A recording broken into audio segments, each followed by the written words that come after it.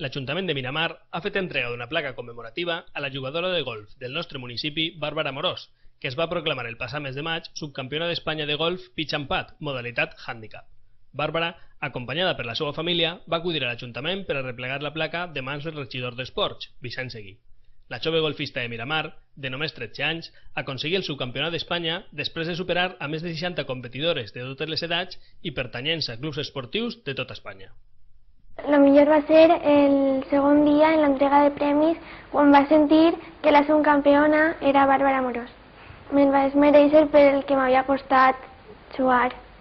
Cal destacar que Bàrbara es va quedar a només un colp de ser campiona d'Espanya. Va ser en el forat 16 que vaig per només un poquet me'n vaig anar fora dels límits del camp i vaig haver d'assumir 2 colps de més. L'any que ve continuaré lluitant i aconseguir ser la campiona.